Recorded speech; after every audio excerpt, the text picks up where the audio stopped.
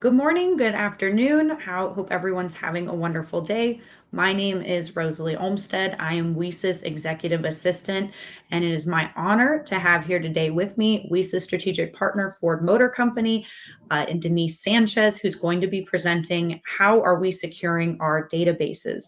But before I turn it over to Denise, I would like to give you a quick overview of the WESIS organization. We are a 501c3 nonprofit, and our goal is to dedicate bringing together women in cybersecurity from all aspects between industry, research, and academia. WESIS, as we often go by our acronym WESIS, because that is exactly what we are, a global cyber sisterhood. Our goal is as a mission to recruit, retain, and advance women in cybersecurity. Our organization is made up of over 9,000 members in over 90 different countries, and we have over 70 professional affiliates and 260 student chapters. As WESIS, we offer a variety of initiatives and skills and development training programs, including scholarships, our annual conference, leadership series, our job board, plus the Speakers Bureau, our mentor-mentee program, and many more. We just want to take a moment to thank all of our strategic partners who help fund us year-round and be able to provide these programs to our member base, including a very special thanks to Ford as our Tier 1 strategic partner. I do want to honor the rest of our Tier 1 strategic partners of Akamai, Amazon, Bloomberg, Carnegie Mellon University, Software Engineering Institute, Cisco, Ford, Google, Lockheed Martin, Microsoft, Optum, Sandia National Laboratories, and SentinelOne. If you have any questions throughout the webinar, please feel free to put them in the chat below. We are going to have a special time designated at the end to answer questions for Denise to answer any of the questions you may have, but please feel free throughout the entire webinar to drop those questions in, and we will make sure they get prioritized at the end during the last 10-15 minutes. And then lastly, right before I turn it over to Denise, if you haven't done so already, please feel free to subscribe to the WESIS newsletter. It is on our website, wesis.org, in the upper right-hand corner, just to be up to date on the events and programs that are launching within the WESIS community. And with that, I'm going to turn it over to Denise to kick off our presentation today. Denise, all you. Thank you. And so, hello, I'm Denise Sanchez, and today we're talking about how are we securing our databases. So this will go into a little bit of our a look into our security principles for on-prem and cloud databases. As you know, I'm going to do a little bit of a welcome and an introduction to myself and how long I've been at Ford. And then we'll start with the basics, and then we'll dig a little bit deeper into how and what kinds of attacks we see, how do we protect against them, and then we'll go into what else can we do, look towards the future, look towards what we are doing currently to kind of come up with ideas of how we can better protect our databases as well. And then the last thing, as Rosalie said, we're going to take questions and answer any questions that you guys have during the presentation. So with that, welcome. A little bit about myself. I'm Denise Sanchez, and currently I'm at Ford as a global database security engineer. I'm a mother of two. Those are my two children down at the right. They are 18 and 16. So lots of teenagers in my house right now. And then I also like to call myself a career innovator. And it's a little bit hard to see, but I've been at Ford for 3 years in 3 different positions, 2 out of the 3 having to do with cybersecurity and global compliance. And then, but I've worked in tech and cybersecurity for about 5.5 years. And my focus has always been cybersecurity awareness and practices. My education currently is I have a master's in computing with an emphasis in cyber defense and information assurance from Marquette University. My bachelor's is in secondary education of Spanish, math, and English. So when I say I'm a career innovator, I innovate what's next in my career. I could go from education to cybersecurity really quickly because I just think of myself as always learning new things, and so those things have kind of guided my professional life. So then the next next kind of thing is I am an avid musical enthusiast. I've seen 90% of the musicals you see on this slide. And so I constantly am looking for new musicals that are out and I can go to and enjoy. So with that, we will jump in. It's called, it is, let's start with the basics. Um, Currently, we'll think about database considerations. So that, for me, that always means database types, um, how many different types of databases you have, and what do they look like. So some of the most common types of databases are hierarchical databases, where you basically have parents and keys, and with the parent being one table that has multiple children tables, and so it's very structured, very relational, which is our next type, which, everything's related through keys, everything's related, whether it's lateral structure or, hierarchical structure. You have those types of databases, and then you have your non-relational databases that don't usually use SQL. Those are most commonly called NoSQL databases or object-oriented databases, where you have objects that you put all together, and they're in a certain format, and they don't necessarily have to relate to one another. They just are. But you can grab them in kind of a mesh network that you have. Or a mesh database, as we like to call them. So no one's higher. You don't have to go through one thing to get to another. Nothing's related. And then we also want to talk about whether we're on-prem, which is technically on-premise database, or if you're in the cloud. And then, so usually with the on-premise databases, it's your responsibility, and it might be a little bit hard to see, but down below, I found a great resource that equates on-prem and cloud responsibilities, equating it to making pizza or eating pizza. So where the traditional route is maybe you make your pizza at home, you have all the ingredients, you make it, you cook it, and then you eat it. And so that would be your on-premise database. And then going up from infrastructure as a service to platform as a service, and then finally software as a service, where you're, maybe you don't have all the ingredients, or you don't provide the ingredients, or you don't go get them. You have someone give them to you, but you're still baking the pizza.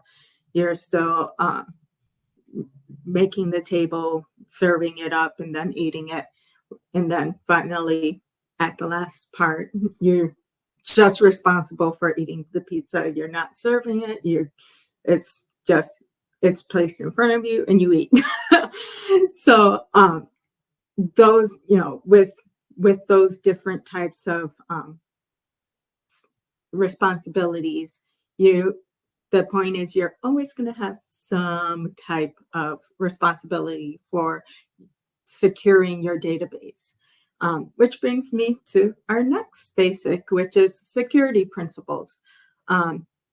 Basic security principles go from the CIA triad, which basically is confidentiality, which of course is making sure that only the person who is meant to see it sees it. Which down below there's a little cartoon that says, "Oh, I see that Joe. I've like encrypted this file so that Joe can't read it." And Joe's like, "What does it say?" And so then the next little thing is integrity, which is making sure that it hasn't been altered in any way. And for our little cartoon, it says, our hash, our hash is matched, so we we know that it hasn't been altered. And so then you have your availability, making sure that we can get to it when we need to. And so the last little cartoon there says, ransomware has infected all of our files. Don't worry, we have backups. And so knowing that we are able to get to that information, to that database, despite what attacks might happen. So, as part of these basics, we want to discuss, how does one apply to the other? So how does security apply to our database? The database types, where the database is, how it's managed, who has access to this, and then most importantly, why do we protect our databases? So, as there is a poll currently going on for what is the best way to keep our databases protected. We want to hear, what do you guys think initially before we actually get into the meat and bones of this presentation? So let's go a little bit deeper and see what the research says about how to protect our databases and what we can do to protect our databases. So the first thing we'll do is we'll start out with a question. Does it matter if my database is in the cloud and the type of database I have? And the resounding answer is absolutely. And we'll go back to the pizza analogy, but not really. Once again, as you can see, we have the on-premise database and what kind of consumer responsibility that you have. And as you go into the cloud, and what kind of shared responsibilities we have when we're trying to protect our database. So technically, throughout the entire thing, going from bottom to the top, you have our physical infrastructure security. We have virtualized infrastructure security, our network security, operating system security, our middleware security, our application security, and then finally our data access security. And for each of those, if you are on premise, and most organizations or most enterprises have some mix of on-premise or in cloud databases. So you're going to have some kind of responsibility for that. But let's say you're solely on-prem, you have not migrated to the cloud, that all of the security considerations that you need to have are definitely going to be your responsibility. And you're going to have to make sure that you are taking the right steps to be in compliance with what is acceptable for your specific enterprise, your industry. And so then as you move into the cloud, you will definitely realize, okay, well, the infrastructure is taken care of, but maybe our network security, they only do partial of that. And we want to see, well, what does our network look like? How do we go ahead and make it so that we are, making sure our network is fully, secure. Whereas, let's say you're fully in the cloud, you do everything software as a service, you're going to say, okay, this data, I just need to know who has access to our data. I need to find out what if someone, let's say someone actually got access to our data and we didn't want them to, what type of security are we is that going to have, like, with what kind of security does that look like? Do we want to encrypt that data going back and forth? What does it mean for us to say, okay, data access security is where we want to be? So then we also want to look at the types of databases that you have, because sometimes it actually matters for your databases what your database looks like for these attacks. And so when we're looking at the types of attacks, there are many, many, many, many, many different types of attacks out there. But some of the most common threats of our, against our databases are, and how they're carried out are, like, for example, our humans and vulnerabilities or injection, denial of service, distributed denial of service, and attacks on backups. So, and we'll go a little bit deeper into all of those in the coming slides. So let's talk about us as humans. Some humans can be very malicious, and those are your typical threat actors from outside, and even sometimes your insider threats. Some humans don't even know that they're a threat, and they're innocuous. They just going about their daily stuff. Or maybe they don't even know what they're doing, but they decide to take an action. They don't mean harm, but the action that they took actually completely obliterates your database, and thus revoking that availability piece of security.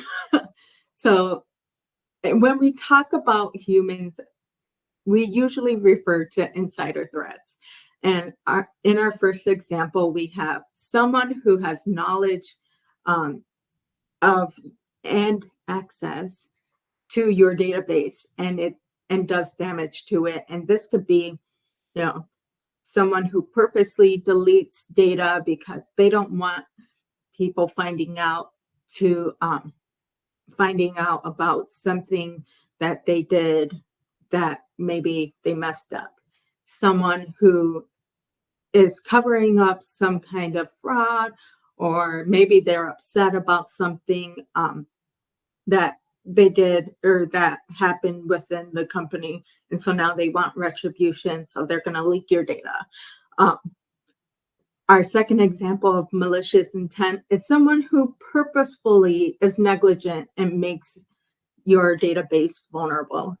And this goes back to, okay, maybe, someone makes a mistake.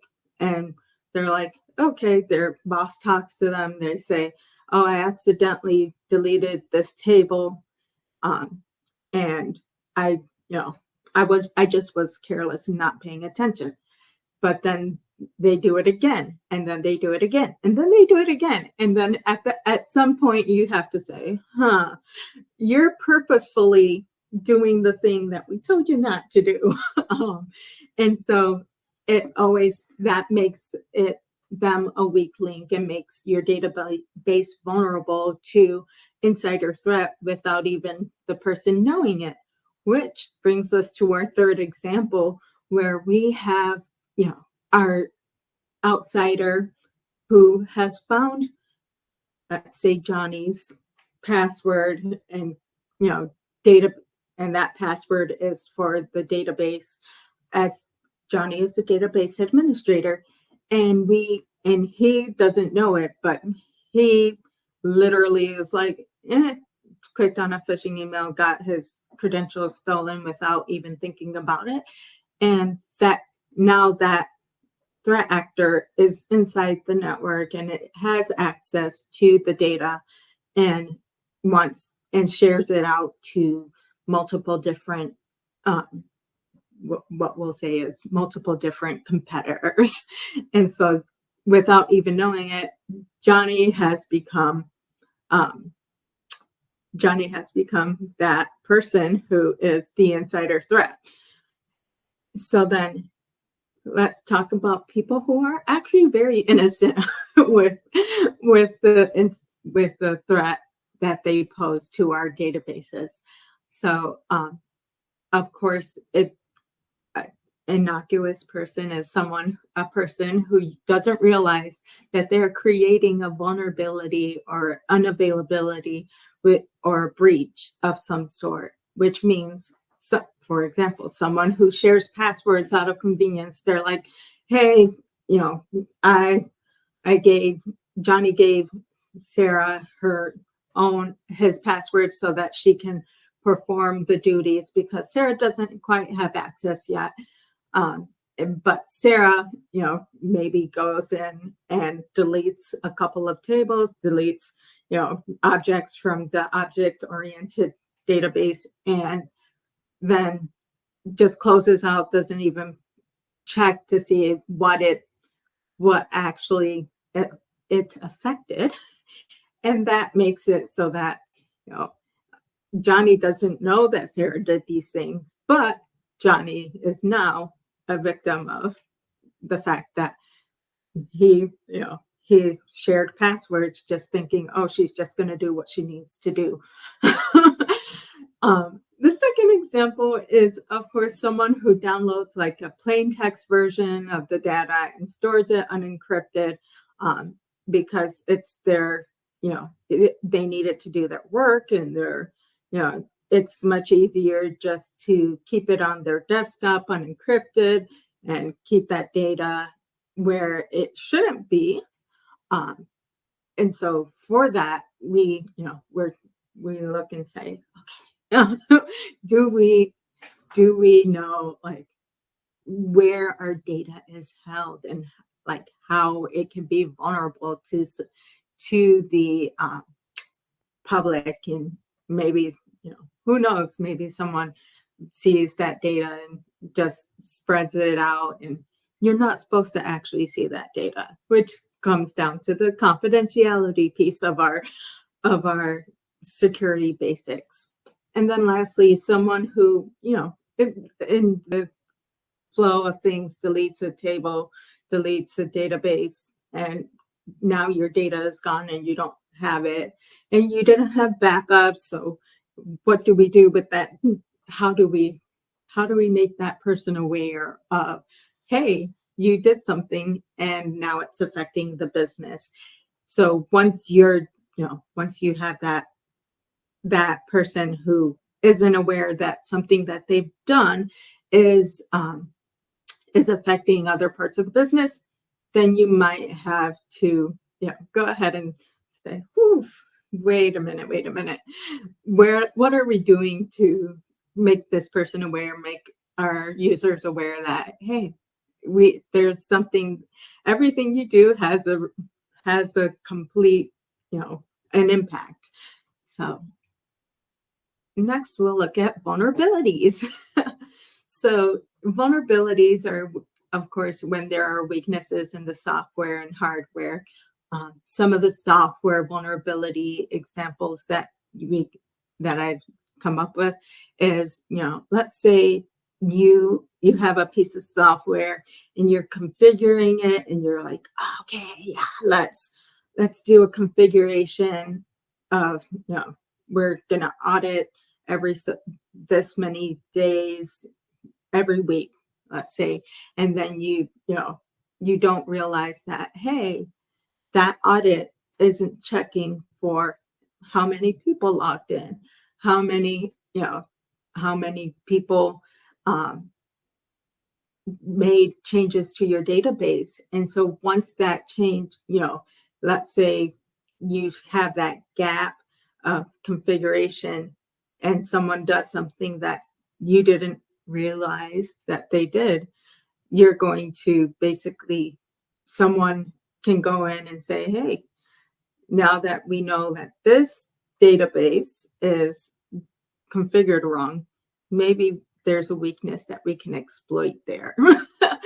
um, and that also speaks to the second example here, where you're not handling unexpected scenarios. For example, someone has too much data, and the scope of your database is being breached, and so you're slowly leaking data out from from the overflow buffer, because you're not encrypting your overflow buffer and you don't have anywhere for it to go aside from the let's just say the application logs. And so now you're thinking, oh my gosh, we've exposed this data because we're going through and letting it just leak out from uh, not being able to handle the amount of data that we have. And then lastly, there are vulnerabilities that come because someone discovered a vulnerability, and they figure out, okay, we found a way to stop this vulnerability from happening. We put a patch through that in the code that says, hey, we're good. But then most people, it takes, especially in enterprises that are really large, it takes all the change management skills that you have in order to say, okay, we're going to patch this day, and let's make sure that all the patches, all the vulnerabilities that we are monitoring, that they get put into our patch timetable. And so with that, you always want to have that in mind. What are we doing in terms of, do we know where our databases are vulnerable? Do we know that the vulnerabilities that are out there, do they affect us within our enterprise? Do we understand how those vulnerabilities work and why we would want to pay attention to them, and whether it's a very critical database vulnerability, or if it's a low database vulnerability, what are we doing to prioritize those vulnerabilities and patching them and making sure that those vulnerabilities aren't actually going to affect the business. So then the next one we have is hardware vulnerabilities. And everybody is like, yeah, but we're talking about databases. Databases aren't usually hardware.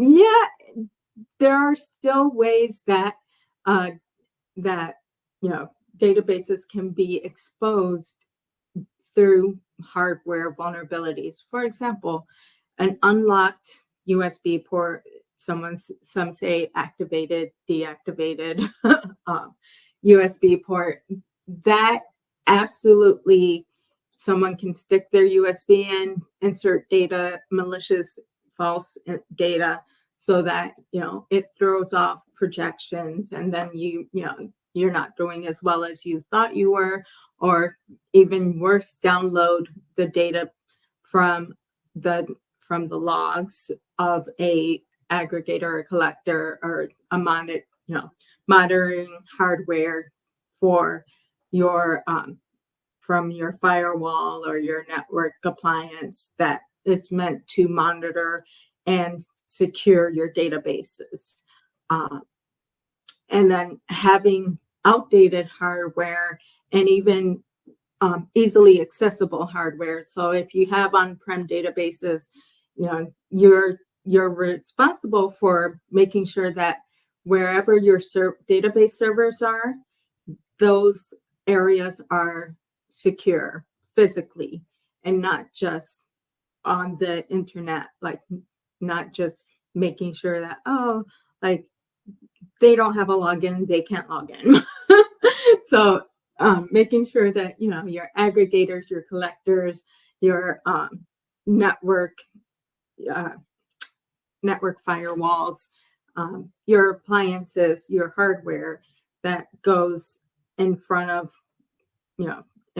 your database servers are actually what they need to be, and actually physically secure, and that no one except for who needs to has access to them, because they can actually end up being vulnerable in terms of hardware wise.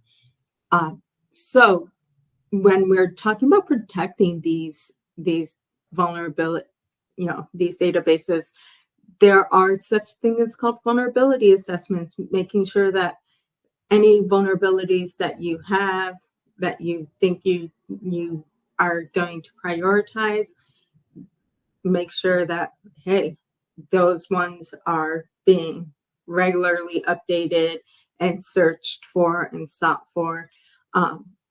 You're going to have to rely on your database administrators in terms of collaboration with, because of their so many different database technologies, that in a larger corporation, you will actually have to collaborate and have teams to administer each type of database. And then you got to make sure that you're compliant, because if you're not compliant, then that data is exposed. And once that data is exposed, then you lose business because of different things like fines, and making sure that those that compliance piece is followed through. And you also want to make sure that the people who are entrusting their data to you knows that you're actually doing the right thing by being compliant with all the different regulatory policies for data protection. And then lastly, you monitor a lot. And that can look like collecting logs on who's updating your databases and who's accessing your databases, and whether or not you have anomalies within your databases activities. So moving on, a lot of our vulnerabilities are actually caused by have injection as our as a means of attack. And so when you're talking about injection is an attack where data is queried with specific statements to create a vulnerability or a means of accessing information from the applications that serve them. So the big thing here is injection is not just limited to SQL statements. There are no SQL attacks, injection attacks, where you have cross-site scripting, which is where secure coding comes in.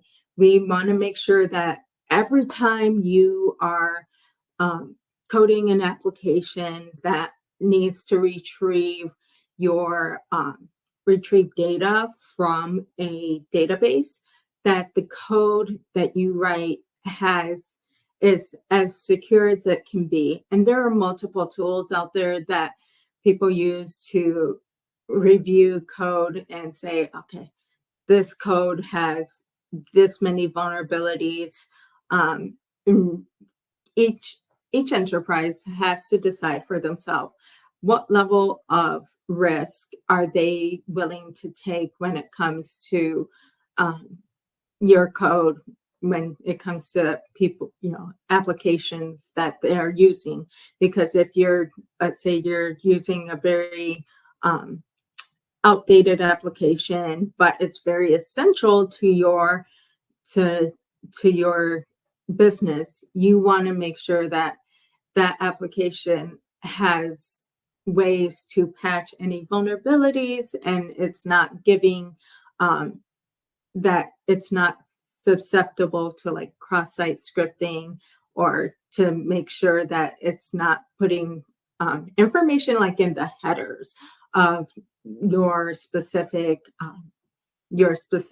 database application communications, and that if it is that if you're able to encrypt that data transferring to and from the application from the database.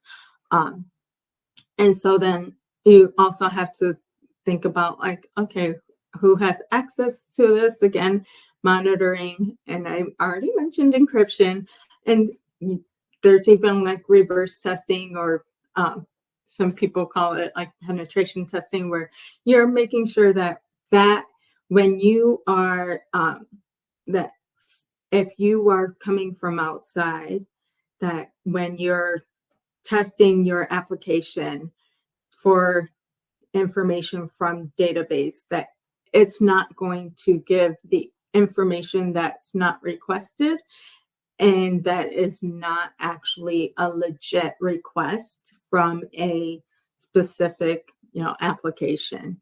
And then on top of that, you want to make sure that all of your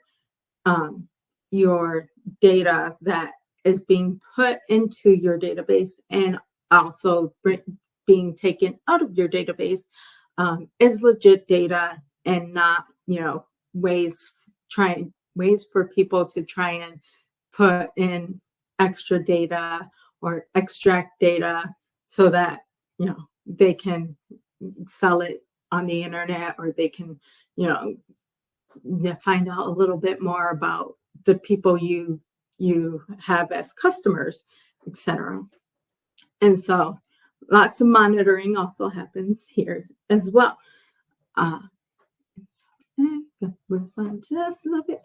So our next attack is a denial of service, or a distributed denial of service attack, where an attacker or multiple attackers overwhelms the system, thus denying service to any of the other users. An example of this is, and it doesn't even have to be with, let's say database. Let's say you have a call center, and you're like, okay, my call center has 10 lines, and you get a bot that calls and takes up all 10 of those lines, and now you can't actually provide your actual callers with the information that they're calling to get. And so the same thing happens with denial of service for databases. As we saw earlier, the availability piece means that, hey, there's a different means to get to that data, and we can switch if all of our network resources are taken up with this specific means of entry for our network. Then we're going to move over to maybe our backup network entry points. And then we can also do you can also do, what's called load balancing, so that, maybe if one, you know, one appliance goes, or one server is getting too many requests, we're going to siphon some of these off to another server, because that way, our load is balanced, and we can serve just as many people with two different servers instead of just one. Um, and so then one of the other things that we also want to do is limit the requests from the same sender. If you notice that, hey, this sender is sending 25 different requests within 2 seconds, that kind of tips you off to say, hey, what's happening here? Why is this sender or why is this requester like requesting that many times, and why are we getting this many requests? So we'd say, hey, we're gonna stop that. We're gonna stop that at, if you're sending more than 20 requests per minute or per second, hey, we're gonna say, no, you don't have access to us anymore. um, Once again, we'll talk about a little bit about auditing. Like, we not need to audit so that we know what is happening within our databases. If how many people log in, how many people are making changes, and are these anomalous uh, transactions that you're doing when you are in your database. And so then that lends itself to knowing your procedures and the governance around, hey, do we have, a procedure for when, let's say, two of our servers go down and we're only serving out of one and that one's under attack? Do we have, a policy for, what to do if our database administrator is on vacation and we are facing an issue where we need the logs to find out who has accessed our database and when? um, is it a problem with our network? Maybe this is regular activity and we just don't know it. And so when we're looking at the logs, we need to see, okay, how's our activity? What does our activity actually look like? And um, how do we think about that? So then lastly, we look at our backup, and we can go back to slides 8 through 12. Nah, just kidding. Just kidding. But seriously, oftentimes, like, our backups are not protected well enough either. And so when we're looking at backing up our databases and our information, and maybe even our logs that we've taken for our monitoring, we need to think about, okay, is the data in our backups encrypted? How long are we keeping the backups to this data? And how often do we want to refresh the data in our backups? And when we do think about retention and how long we're keeping our backups, what methods are we using to back them up, and who has access to them? What do these logs look like? And with the tools that we have that we're using in order to back up the our data and our databases, are there any vulnerabilities in those tools? And how do we make sure that those vulnerabilities are mitigated before we go through and enter and say, okay, yeah, we have backups, we're good, we can restore from this attack. But maybe they're not after your main servers. Maybe they're just after the backup information, because your backups contain valuable data as well. And so when you're looking at what your backups have in them, is it actually the same, a good, a good idea to say, okay, well, our data, it's just the backup.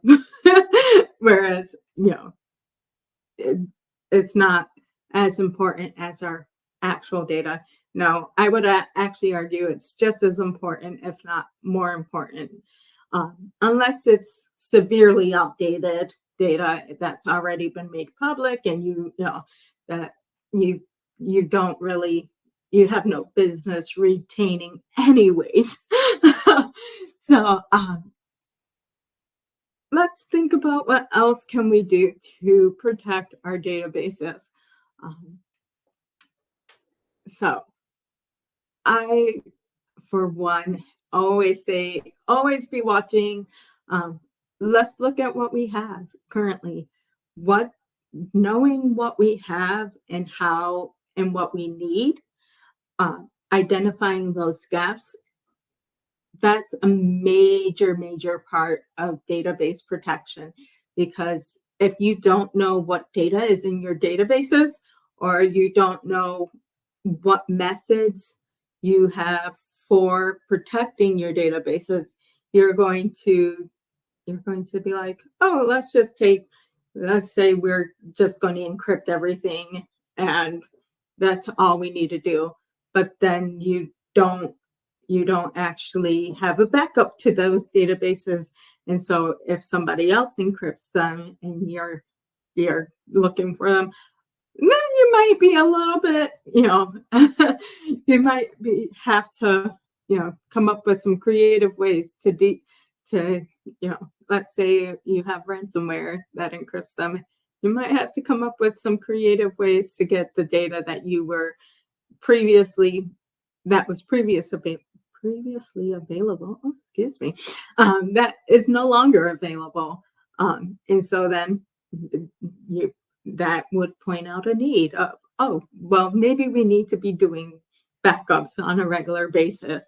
Um, what is the responsibility that your enterprise or your corporation, your business has, in order to keep your data safe, in order to keep that from actually from that data actually getting out there? And then, are those current methods actually um, actually doing actually being, effective? So and thinking about it, when we think about it, when we're looking forward to what we might do in the future, um, how do we envision the future um, of database protection? What are what are the testing solutions that we might come up with in order to test and ensure that we can protect against the attacks that are coming up, the AI attacks, the different innovative ways that attackers can come in? What collaborations do we need for this, for looking forward? Um, if you guys actually want to go ahead and put suggestions, in that in the questions, I don't mind at all. And so I call this side eyeing it, because when you look at it from like a side eye, like talking about database security is just so boring, and so like, why? uh, how do we get people to take it seriously? How do we get it so that it's not like eye roll? Oh my gosh. we and to me, I always say creating those meaningful automations so that we can make it easy and accessible for, maybe you just do one click of a button, and it automatically takes your backups, encrypts your information from your server to the application that's serving the data. Maybe it is, creating that automation that allows you to see the logs and nobody else to see the logs. And that automatically revokes access depending on the behavior that you see. And then partner accountability. So let's say you're in the cloud and you're doing all the cloud stuff and you've migrated and you have some, your data in the cloud. Well, what does that mean for you guys? And how does your partner, your cloud vendor, whoever you use for your cloud, have how do they make sure that your data is secure? Whether it be from a fire, from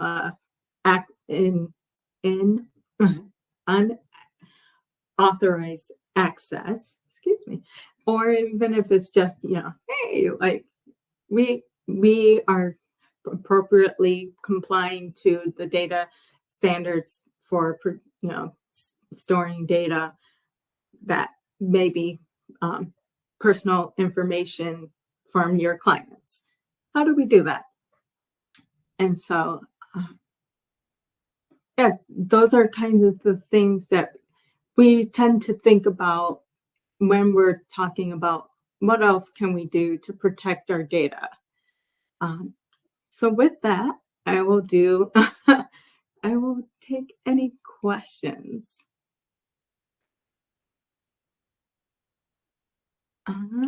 Okay, let me help you out here with a few of the questions. Denise, thank you again. I just wanted to say that was spectacular. Thank you so much for forming all, not just the WESIS community, but all viewers on how we can do better to secure our databases. So one of the questions that came in was, when does the security around databases matter more than the data you're protecting? Yeah, that is a great question. So one of the things that that I always say is, if you are thinking about databases in terms of, hey, this is where I'm storing the data that I need in order to run my business, the security around your data is going to be equally as important, if not more important. There will be times where, hey, maybe I have a database that's an archive of all of our public documents. And everybody can see that. Everybody, it's not privileged information. It just is information. Sometimes that specific data, you still want to protect that database that holds all of that information, because of the fact that because of the fact that there's network considerations, that information is still in your network, on your network. And if they can get to your database, that means they've compromised your network. That means that they have, they can get to, maybe they don't need your data. Maybe they just need to get into the network to observe the behavior of your CEO or of your specific, employees, to see what would be the best way to launch an attack for, like, maybe ransomware. That is why it's so important to have security around your databases, even if the data is just public information, even if it's just something that you are just thinking about, or just like you don't really care about. People know it anyways. Who cares? It's still just as important, if not more important, than the data you're protecting. And yes, while the data you have to run your business is if you didn't have it, you wouldn't really need to protect it and you couldn't run your business. It's still just as important because, like I Mm. said, if you don't have it, you're not going to be able to actually um, run your business with it. So that availability piece for like the CIA triad is extremely important. Thank you. Thank you. Then the next question is, how does an enterprise know what they're responsible for and what is currently recommended? So that one I get lot, a lot of like a lot of the times people want me to kind of like say, oh, well, can you give me an example from Ford? Well, I can't do that. I can definitely say it is very much dependent on what your what your business does. So, for Mm. example, Ford is going to have much um, different security measures for databases than, let's say, the hospital that, like, for example, my local hospital, which is like Ascension Health. um, and Yeah. so, because there are different data types and because of the way that different companies operate, there's no one prescribed way of actually protecting your database. What is recommended is that you look at what you have, what kinds of databases you have, what kinds of monitoring tools that you have access to, what kinds of protection tools, defensive tools you have access to, and if you don't, knowing what's out there to defend your data to make sure that um, your network is protected, your database does not have access or does not have unauthorized access, your data is encrypted. Just those very basic, okay, what do we need to prevent people from seeing our data, right? You know, some from getting access to that data that maybe we don't want them to have access to, or they're not authorized to have access to. Yeah. Then the next question is, would you say that Cloud DB might be more vulnerable? Um, I would actually not say that. Cloud database is um, usually has, I wouldn't say they're more vulnerable. I would say they're equally as vulnerable. And Mm. the reason why I say that is because while there are differences between cloud and on-prem databases, um, cloud databases just have different attack vectors. So whereas a lot of the times, you don't you as an organization or a company or whatever don't have to um, worry about databases or your servers having the physical servers break down on you. You still have to worry about you know you still have to worry about whether or not the application that you use to access the cloud database is secure, is encrypted, Mm. is serving the information that the cloud service is not down specifically. Um, whereas the whereas all that responsibility lies with you if you're on-prem. So, and not necessarily more vulnerable, but definitely vulnerable in different ways. Awesome. Denise, thank you so much. We are actually sadly out of time for any further Oh, questions, no. but thank you again for your time for a phenomenal webinar. And I hope you have a great rest of your day and our viewers as well. So Oh, thank for you again. sure. No problem. Thank you guys. Have a great rest of your day. Thank you, Denise.